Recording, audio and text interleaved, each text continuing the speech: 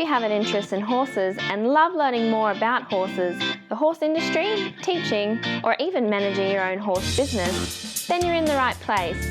We would love you to join us on our mission, which is to improve the lives of horses around the world through the education of riders, handlers, and trainers. So get comfortable, listen in, and enjoy. At Horse Chats today, we've got Katharine Chrisley-Schreiber from Dharmahorse back, and she's going to talk to us about rescuing horses. Before we do that, though, I'd just like to remind you that International Horse College, have a look, internationalhorsecollege.com, with a mission to improve the welfare of horses around the world through the safe education of the riders, handlers and trainers. International Horse College has been very thorough in the selection of their courses for a wide variety of people who are already working or preparing to work in the horse industry. Sometimes just want to have a bit more information about care of horses as well. So for more information about these accredited courses, go to internationalhorsecollege.com. So we talk about the welfare of horses, and that's why I'm very happy to have Katharine here from Dharmahorse. Katharine, you've come heaps of times before. Any particular reason why you've chosen this particular subject? I mean, I know it's exactly what you do. Because what I'd like you to do, and this is something that I've, talked about often, is to define rescue. Okay. Yes. Now, I tell you why, because, two things. I'll give you two examples. A while ago, there was a conversation on Facebook. It's since been deleted because it was a little bit too personal. Someone had posted a photo of their rescue horse. A couple of days later, lots of comments, oh, that's wonderful, you look so happy, and, the things that you always want to get, the type of comments that you always want to get, until the person who sold the horse found out and said, what do you mean I sold the horse? It was never sold as a rescue. The horse was happy here. I just needed to, I didn't have the time for him. I needed to move him on. So, so there's that. And there's also someone who runs a local rescue, and they go to the horse sales, and the type of horse sales that maybe someone from the meat works is at, buying cheap meat for dog food. Right. But they buy a horse, just regular bidding at auction. They purchase a horse, they put a post up on Facebook, such and such a horse for sale. Now, they've just got it through the yards at the horse sale. You can see the background of the horse sale, and then meanwhile they're advertising it straight away. Well, to me, that's just a horse dealer. It's not a rescue at all. So I don't know, can you speak a little bit about that and define what is a rescue horse? Okay. Yeah, and you're hitting a nerve in me too, because we work so hard as a sanctuary, and when we rescue a horse, it usually spends its entire life here in sanctuary. And that means we have like 30 and 40-year-old horses, and we had a 40-year-old mule, 40-some-year-old, and they live out their life when the quality of life isn't good. They're euthanized. We provide that for them. We have occasionally adopted out some horses, but it's after they've been here for years, and we found a situation where they could be better, not cared for, but in a better situation we can provide. They needed a person. They needed, more energy from someone than we had available. Sometimes, it's a limited bandwidth for those who are running a sanctuary, and horses that could be ridden and go on and have a career and have a life and be part of a family. They deserve that if the right people can be found. Yep. But they were here for years to be brought into good health, to make sure that we knew about them, that we understood them, we knew them intimately and could find what was right for them. To me, anyone who, and happens here a lot, anyone who goes and picks up half a dozen horses off of a sale lot and bring them home, they, put them not even necessarily in quarantine, they just put them somewhere and then put them up for adoption within a matter of days. Just like you said, that's a dealer. It's okay, find homes for horses, but by calling them rescues, there is a sense of ego involved. There's a sense of, I enjoyed this. I rescued this horse. This horse is going to have a life because I went and grabbed him, and they send them on. There's no way on earth they know how emotionally battered the horse might be, how physically compromised that horse might be. They won't have any information to put forth for this person who is technically buying, or if they say adopting, whatever, the horse is taken into a family. That's the person that ends up rescuing, so to speak. That's the person who ends up giving the home for life, because any horse that comes into our life, it is a commitment to care for life. And the person that takes that on, they'll be taking a horse with this unknown background, with these varied circumstances. And a real rescue, a real sanctuary, some organization or institute that is working hard on behalf of the horses is going to keep a horse long enough to know them, long enough to heal them, long enough to send them forward if they adopt out with a background of information that the new owner or adopter takes in and can work from that. Otherwise, it's like going down to the store and buying a whole lot of bread, and then you have more bread than you need, and you sell your neighbor some bread. It's a frustration. It's a commitment to care for life. It is. Yeah. It is. Yeah. And we know that is for all of us when we bring a horse into our life.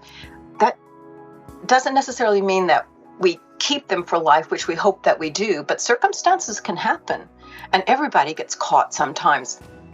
But that commitment for their care for life means you find someone who will take over that care for the rest of their life. And a rescue does that. They find others that will take that horse on. And a really, really good rescue will have a contract that says, if this adopter can no longer keep this horse, it is surrendered, or it is given back to the rescue.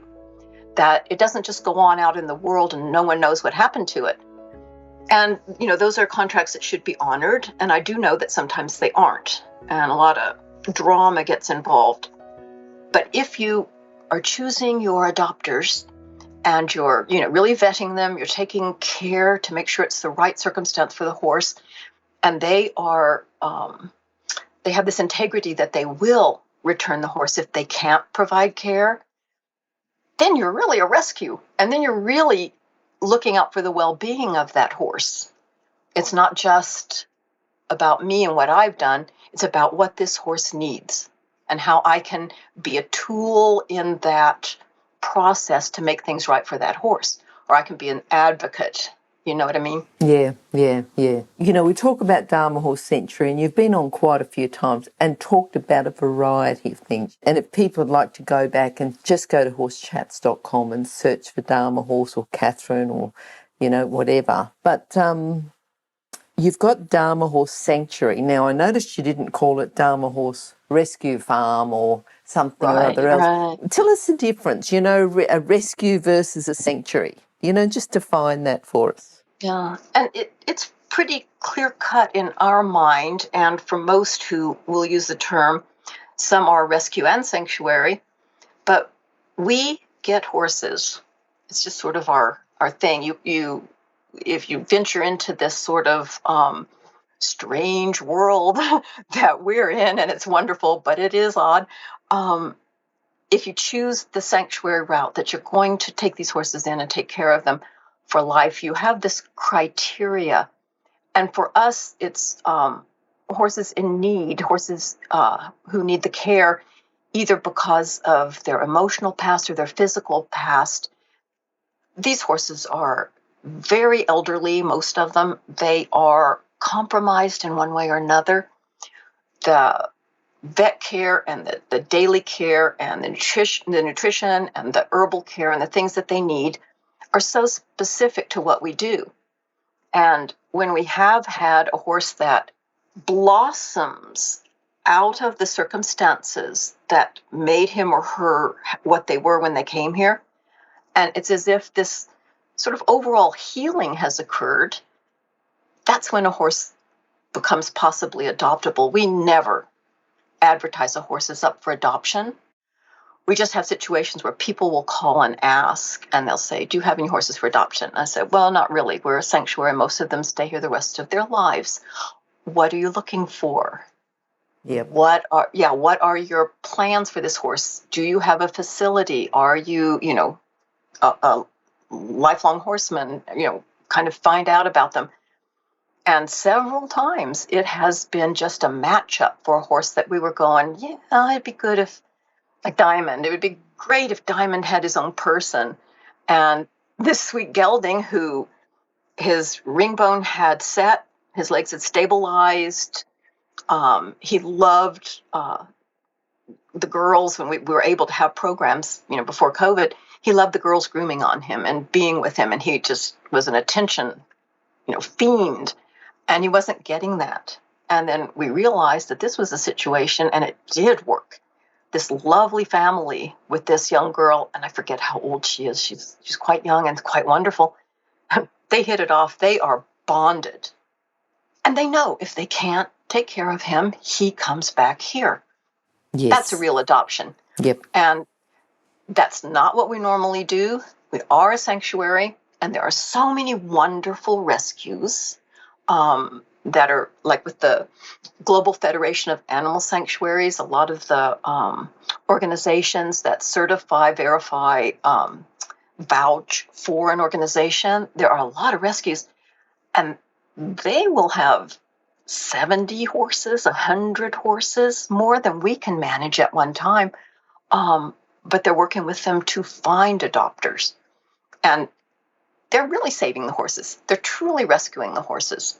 And I dare say that these really good ones, these really, that do this in integrity, that the horses stay there a while before they go out. Even if a horse comes in with a lot of training and they're feeling good about this horse could go on, they've rescued him from who knows what, they're going to spend the time to know him because they don't want to send them out and have them compromised again emotionally or physically, and they don't want them to have to come back. Yeah. I think that's important. So I want to ask you what you do if you're taking on just, say one horse to rehabilitate. What do you do? And if someone else is out there and they've got an opportunity where they can take on a horse, what is it? Tell us a bit more about when you take on a horse to rehabilitate. Right. And a lot of times, sometimes people can foster a horse for a rescue or a sanctuary. So they're essentially taking on a horse to rehab, to rehabilitate and to help. And that can help the rescue or the sanctuary. Just like donations and things, people can work to help one horse. And that's a big deal. That's a very noble and wonderful thing to do. If you're going to do that, you've got to take a look realistically at, let's start with the basics, like your facilities. If you have this wonderful setup, but it's a lot of very visible electric fence, you're not going to take in a Mustang that's come off the range because it's not going to hold him. And if you have, very swampy ground that gets real poached all the time, you're going to want to ask yourself if you can do something to improve that before you bring the horse. I mean, a list that you can make up in your own mind about how can I serve this horse best. And you want to do that on that individual basis. If you've got a young horse that's still a stallion, you've got to factor in that you're going to gelded. You've got to castrate that horse. We have enough stallions in the world, and we don't need to be breeding and making more horses. And a stallion is a big chunk to bite off and to care for and to handle. So you're going down through this list of what you think you can personally care for and what you have the background, the knowledge. Are you willing to learn? Are you going to be in touch with this rescue or this sanctuary where you're helping this horse out, or you have found a horse that perhaps was confiscated by authorities and the horse is needing a home? If the horse was confiscated, if this was a seizure, this horse is in some kind of bad way, probably physically, probably starved, probably injured. Realistically look at what you will be able to handle to take care of this horse. If you just take on one, then you will be able to focus on that. And you can learn a lot in the process if you're open to researching, and if you're going to, connect with other horsemen and with sanctuaries and rescues that can give you, really good, useful information. But if you just on a whim decide that you want to rescue a horse, it can be so much, you bite off so much to chew that later you end up such a bad taste in your mouth, and you're not wanting to ever try it again, and you will not feel good about the whole situation. And, for absolute certain, the horse is not going to feel good about it. Because it's more than just horse care, isn't it? It's more like extraordinary care. Like, you need more than just caring for a horse. Tell us a little bit about the extra, and give us some examples of extraordinary care, things that horses need, because they're all individuals. They are, yes. They are. Yeah, absolutely. They're all individuals for their horse care, but tell us a bit more about the extras that they need. Yeah, the horses that come to us really require extraordinary care. And we're talking the facility, the feed, veterinary care, the farrier. It can be one or two or all of those. A perfect example quickly is Vega, who passed over last year. He was 42. He had no molars. He was going to be killed, and we took him on at age 35. And so we had 7 great years with him. But he had no teeth. And he was vibrantly healthy as having been an athlete, but he had no teeth. So we had to chop. We hooked up with the tractor. We got this thing called a grinder mixer thing, and we chopped all the hay for him, which meant every couple of weeks chopping 1,000 pounds of hay or whatever it was, soaking it twice a day, taking that, ground up hay, putting it in a tub, soaking it, putting all of his supplements, all of his things in there, which he needed a lot of. We had to really maintain him at that age. And dedication to it. I don't care if it was, 10 degrees below zero, we'd have to get hot water for it. If it was blistering hot in the summer, if we didn't feel good, if, the list is long, that still had to be done. That's extraordinary care that was necessary to keep him alive. So he was that one example. And with the horses that come in with something wrong with their hooves, we've had many founder laminitis cases that have been in our care. There needs to be quick veterinary and farrier care. And, everything has to work together. We take on a horse, any of us, we have to realize that the vet bills, the strange hooves and the strange arthritis and like our little Mustang colt we've taken most recently with the healed up broken leg, we need radiographs. We have to x-ray. And then we have to x-ray later for changes and, see how things are going. We need really good hoof trimmers, really good farriers. And, these things, as they pile up on each other, can become complicated. But for the benefit of the horse, for that horse's sake, you follow the path and you keep getting the best you can from the professionals and doing the best you can, with your own knowledge and your own instincts, which have to kick in a lot of the time. Just the feeding of so many different horses. Right now, we have, of course, a lot more than one horse. But if you have one horse, you're going to be thinking about, is he too thin? Is he too fat? What does he need? She need? We've had to divide our track system once again to put the chubbies, because when we opened it all back up again, they were, kind of raiding the other horses' Sure. feed. And they not only, they had lost some weight, but they just gained it right back, and we had to divide it up again. And so you feel like, well, I'm being quite cruel. They see me feeding the other horses alfalfa, and they're not getting it. They're just getting grass.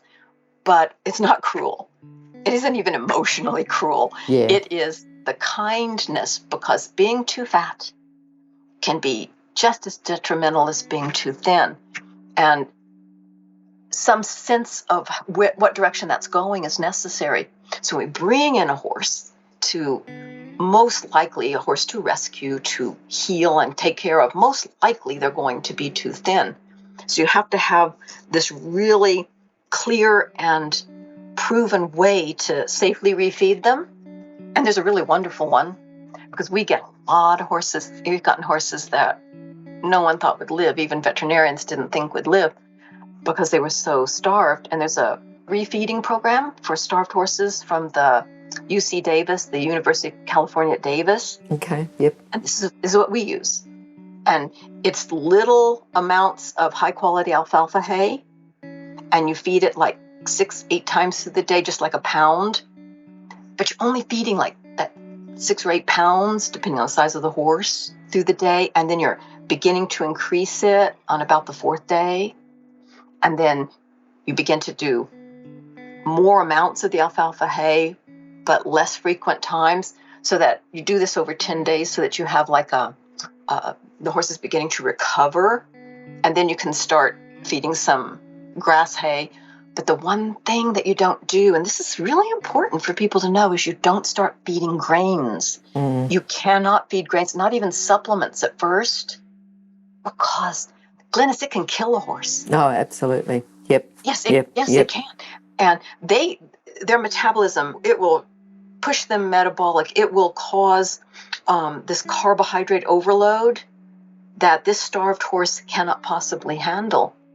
And that's tricky, isn't it? Because people think they're doing the right thing. You know, I've got this horse and I'm just going to give him as much as what he can eat and he'll be in heaven. And yeah, no, it can be awful. So you've got to understand the requirements, the physical requirements on that physical condition of the horse. Yeah. Exactly. They're glitchy enough in good health, you know, with the changes of weather and things, their digestion, when they're recovering, it absolutely has to be this sort of system that brings their health back and brings their strength back.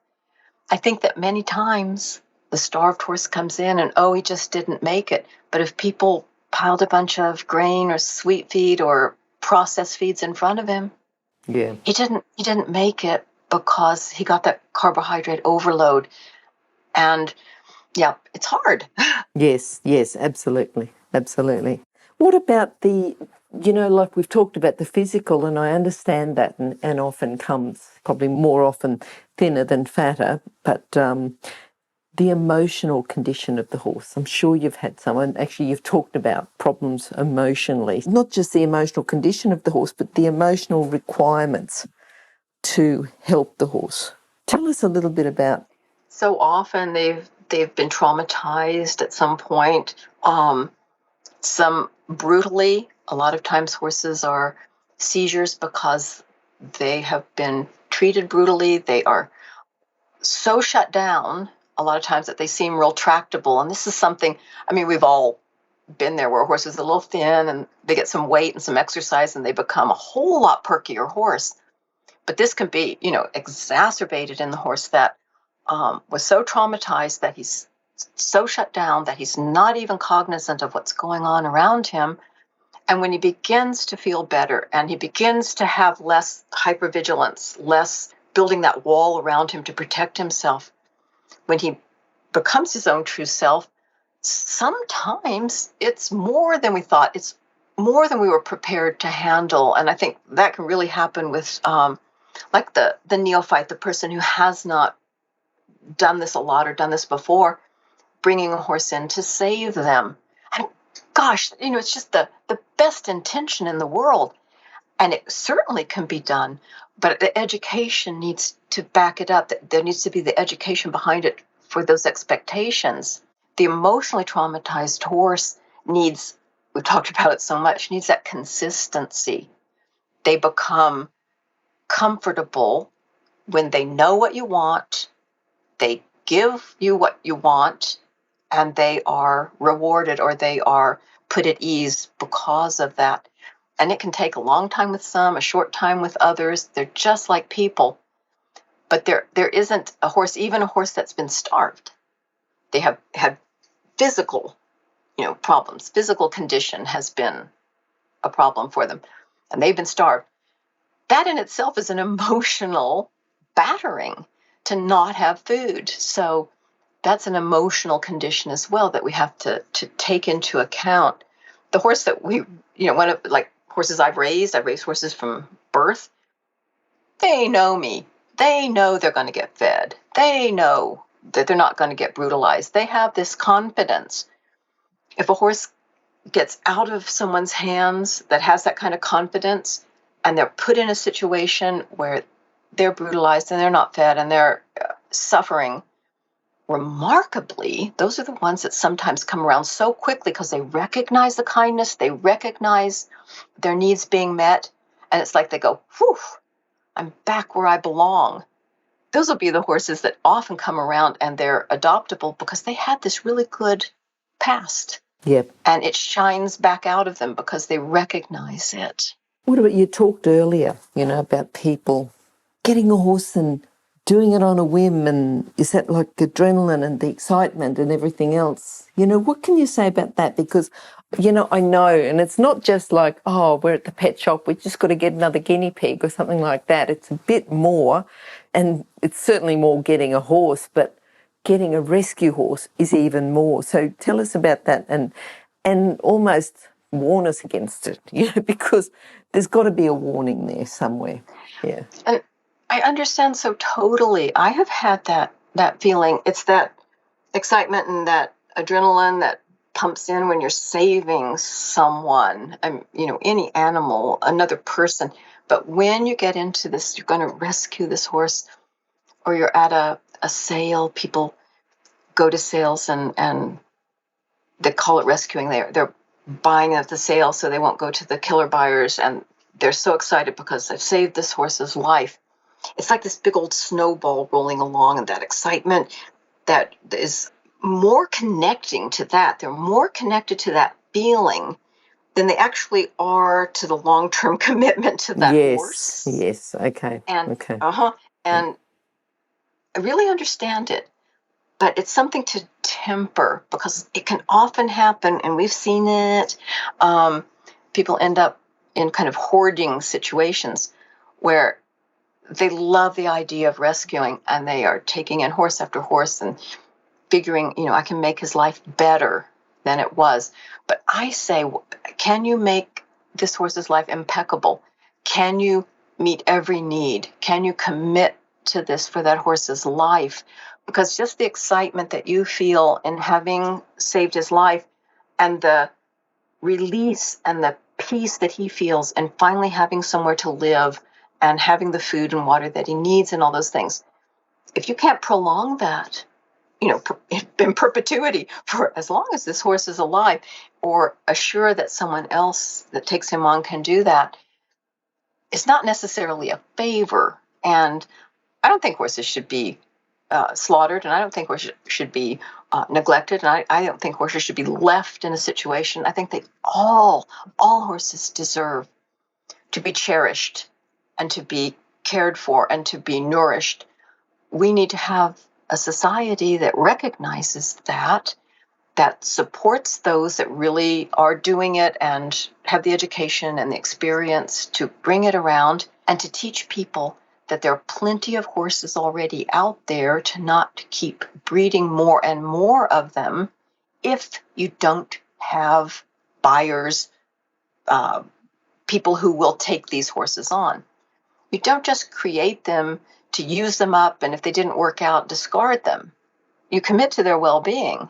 And hoarding cases start with the best intentions, and they're called that because people get more horses than they can take care of.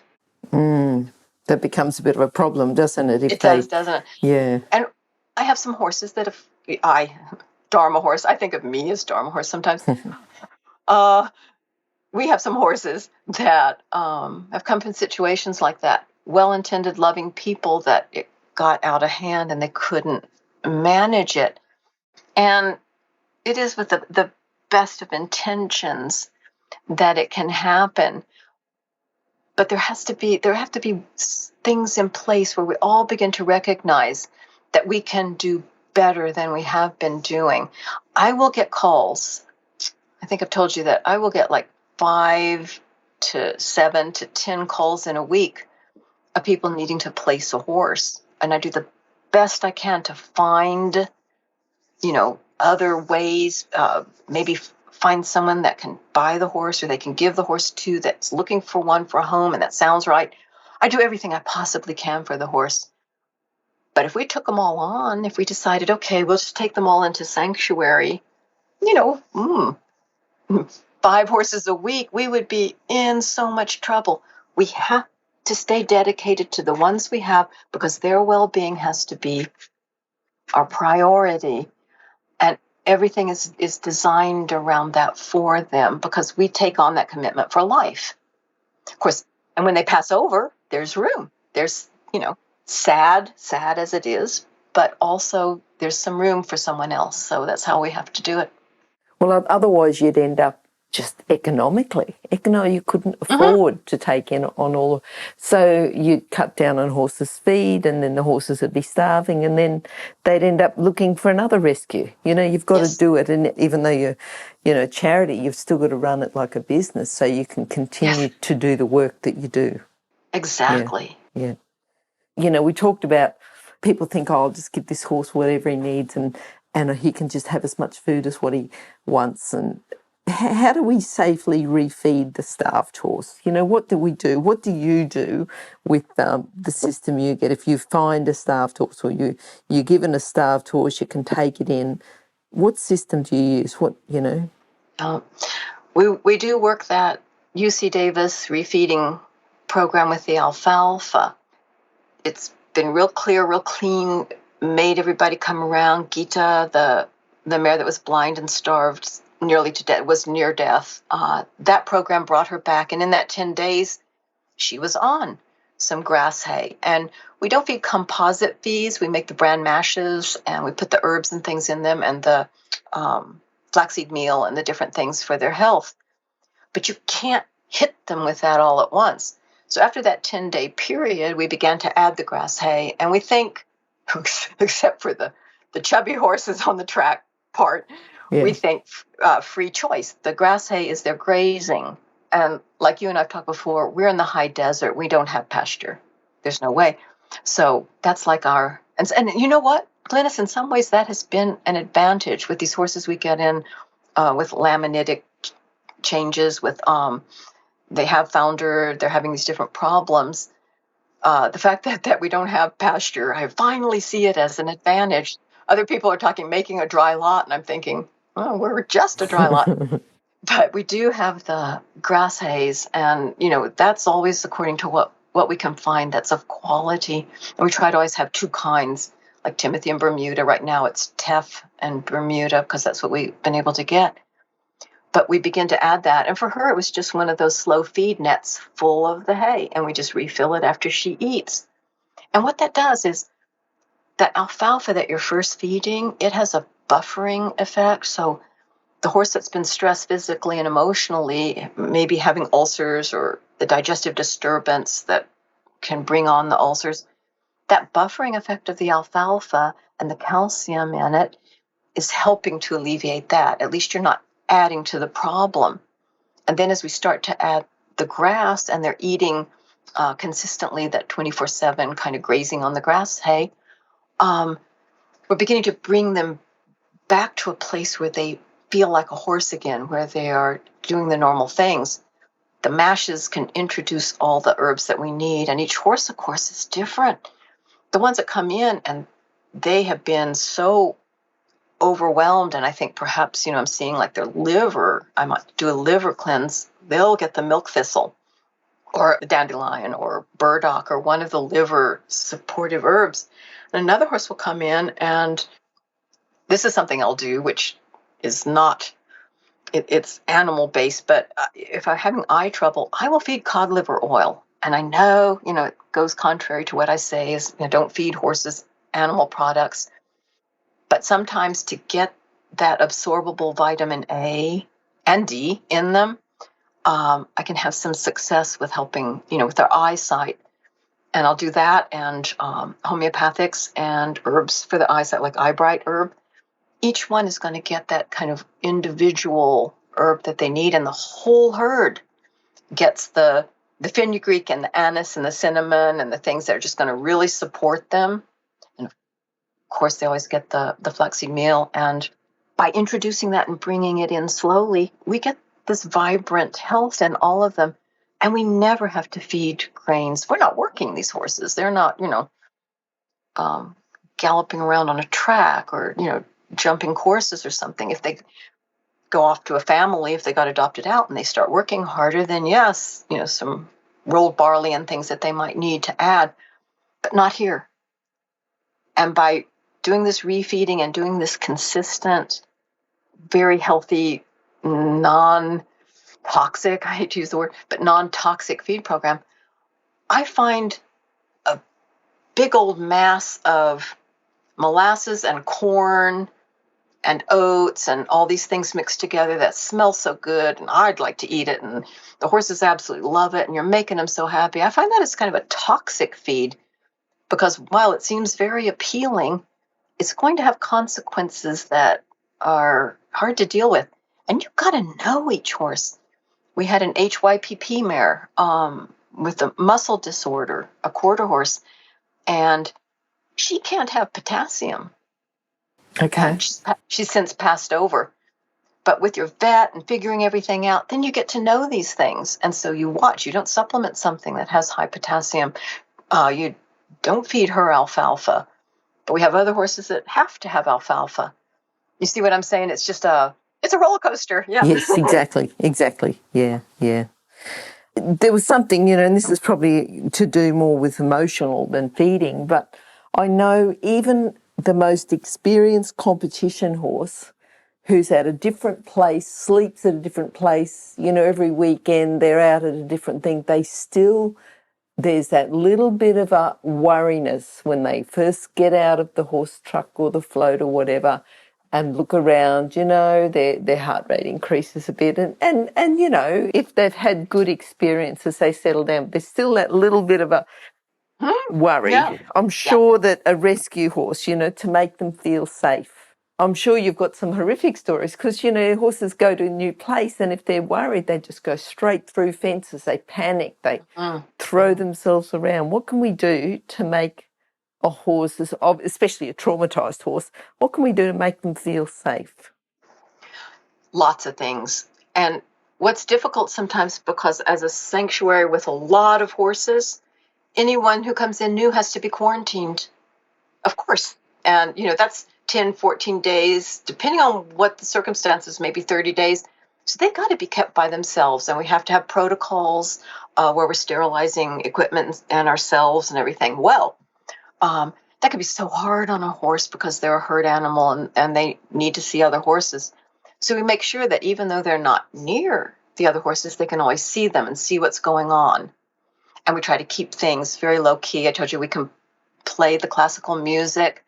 I'll take essential oil of lavender and I'll sprinkle it around the feeder and around, under the roof and things to help this be a soothing experience. Because to feel safe, they have to feel that they're not being threatened. And the other horses in a herd make everybody feel like they're watching out for each other. As quickly as I can, I hope the horse feels, I try to make the horse feel that I'm watching out for you. Mm-hmm. Yep. And anything seems awry, I come, I talk them through, I am there for them. Even sometimes horses that don't want me to touch them. It took a while with Joe for him to feel confident. But then we got a backstory on Joe that his best friend had died and he quit eating. And, we didn't know any of this when we got him. And so the more you can know or you can sort of intuitively feel from them, you see how they can be soothed if possible. And just our attitudes, they will tell you things. A horse that reacts if they smell like beer on somebody. Mm-hmm. Maybe someone abused them who drank beer, right? If they see a man, in a black hat, maybe someone had abused them and had a black hat on. If they're starting to react in some way, I'll look really quick at what I have on, or, I'm vegetarian, trying so hard off and on to be vegan, but I'm vegetarian. So I know they're never smelling like a hamburger or something on me to give them that kind of pause. What is she? But even that, if they're smelling a lot of meat on someone, or you're out barbecuing right next to them, they're smelling, it can be disconcerting. And depending on their past experiences, it can be traumatizing.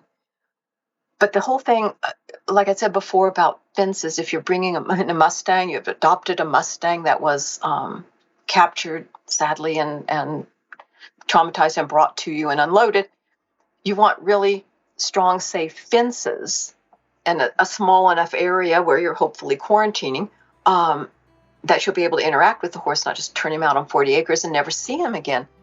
And fences on a small space need to be very sturdy, very safe, nothing protruding, everything covered. The kind of thing that if somehow he gets himself, in trouble with it, gets a leg through or something, that you can extricate him quickly.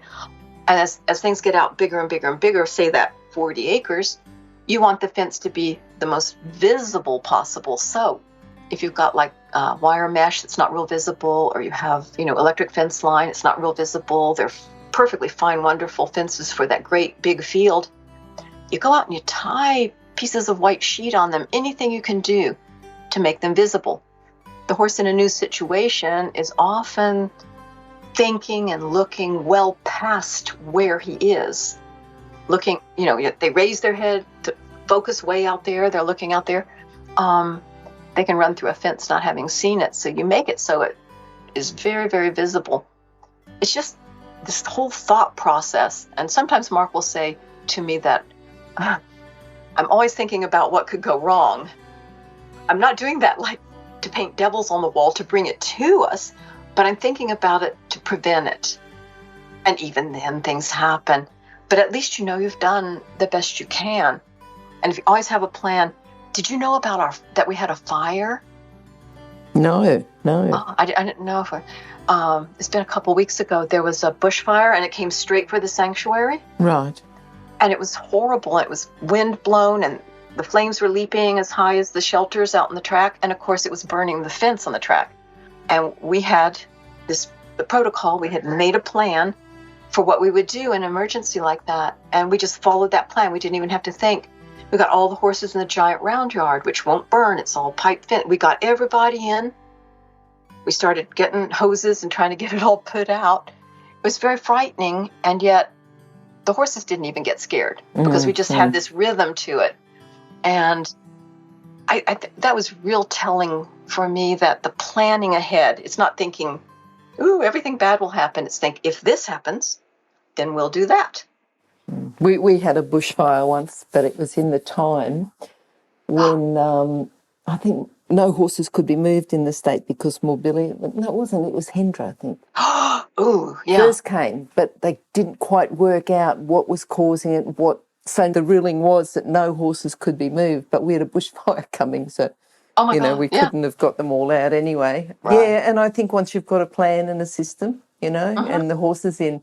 We've sort of got yards and shelters, and you just keep the hose going. The worst thing about it is all the smoke afterwards. Smoke. You think, bushfire's over, we're right now, but you can't breathe because of the smoke. Well, the horses are feeling the same thing, aren't they? They can't breathe because of the smoke. So you've got to keep that up to them. You can't just say, well, the fire's over, the danger's over, because there's still a danger. There is, and we've had magnesium, Mark and I, because we were down there fighting it. We did our Calm, our magnesium supplement for days, and we fed them their magnesium. We upped their doses and then some milk of magnesia on some of them, because that helps support that lung health. It was scary. Yeah. Katharine, if we, obviously, if I would say to someone, I've got to get a rescue horse, I just feel like I've got to do something, I'd almost say, do you have some sort of a system where you can adopt, but you keep the horse there? And that horse is yours, but you pay all, the bills or the expenses or whatever, or a partial adoption. Do you have that or not?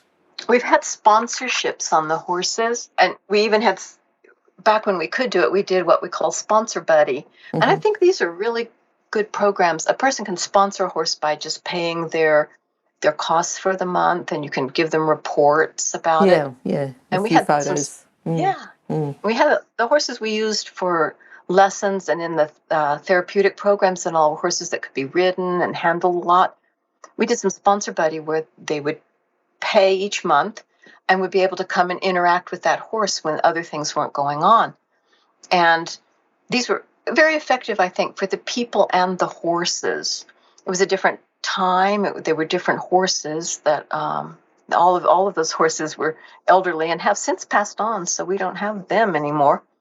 But it's hard to believe. But a rescue can do these, or a sanctuary can do these kind of things, and they are still having the public kind of interact. We really harp on the educational outreach because we want to keep horses from needing to be rescued. But everybody would like to help a horse, especially, a particular horse.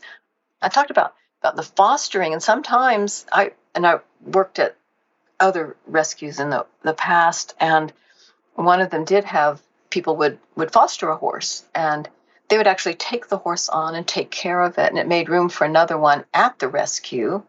But rather than committing to adopting that horse, they would just take care of it, and then if something changed or if an adopter was found, then that horse could move along and they might foster another. I found that brilliant. I thought it was really good. But as a rescue or a sanctuary, you have got to vet these people like crazy. I mean, not putting anyone down, but someone could come to you with a good heart, the best intentions, but without the background, the knowledge, or perhaps the funds to do it properly. And you just want to feel out where their experience is so that they know what they're getting into. A rescue that brings in a horse and in 2 weeks adopts it out, they don't know anything about that horse. Yep. And so if you're adopting a horse that's only been there for 2 weeks, you're the one that's going to find out all the triggers. You're going to find out all the problems the vet's going to find, the farrier's going to find. You're the one that's going to take that on. The real job of the rescuer at the sanctuary is to completely know and help and support and nourish this horse to a point where you have a file, and in this file is enough information that you can, in your heart, know that you are telling people how to take care of this horse, what this horse is going to need, what you can deduce has happened to this horse. And then when you do rescue a horse like that, there's not some huge surprise. There may be little ones, but there's not some huge surprise where you regret ever doing it. Yes, you don't want that, certainly, yeah. So before someone adopts a horse from a rescue, what would you say to them? Someone comes to me, or to any rescue, I would say, taking a horse on is making a commitment to care for life. It may not be that you can take care of this horse for 40 years, but you are committed to finding that horse proper care, a proper home when you can't do it. If you are rescuing a horse, you need to take that horse back to the facility, the organization from which you adopted. And if they can't take that horse in, they need to help you find another proper home. A horse is not an object. This is a sentient being. Be prepared to pay more than you ever thought you would have to pay for feed because it constantly goes up. But you can feed a simple diet that provides all of their needs, and we suggest that you stick with simplicity. The more supplements, the more composite feeds, the more things you do, the more health problems can be created. Find someone as a mentor. It can be the person with the organization where you adopt the horse, but know someone that you can come to with questions. Find every resource on, like, say on Facebook, there's the Horse Vet Corner. Mm-hmm. There are these wonderful, where actual veterinarians can answer questions. Find something. There's a poisonous plant one where you can get an identification if something's been ingested. I mean, have in your mind all the possibilities of where to go to help when something becomes an emergency, and then you can feel at ease day to day. And just like us with the bushfire, we had made a plan, and we could feel at ease when that happened, as much as one can in that situation. But what you got to do is know that it's going to be more work than you thought. It's going to cost more than you thought. You're going to have to find professionals like the vet and the farrier to, be advocates for your horse and be the advocate for that horse. And it's going to bring you more joy if you set it up right and you find the right horse, more joy than anything else can bring. Yeah, yeah. It's a lovely note to finish on. A lot to think about, but it can. Yeah. Okay, Katharine, again, lots of depth, lots of information about that from someone who has not just done it once, but has made a lifetime commitment to just rescuing horses and giving them sanctuary. So thank you. We'll look forward to catching up again sometime soon. Thank you, Katharine. Sounds good. Bye-bye. Thank you, Glenys. Bye. If you've enjoyed this chat, then please comment, rate and subscribe. If you'd like any changes or recommendations for guests, then please contact us through horsechats.com. And while you're online, have a look at the government-accredited courses at internationalhorsecollege.com. Registered Training Organisation 31352. Remember that our comments and instructions are general in nature and do not take into consideration your individual horses or your individual ability and circumstances. If you enjoyed this podcast, then please leave your comment below.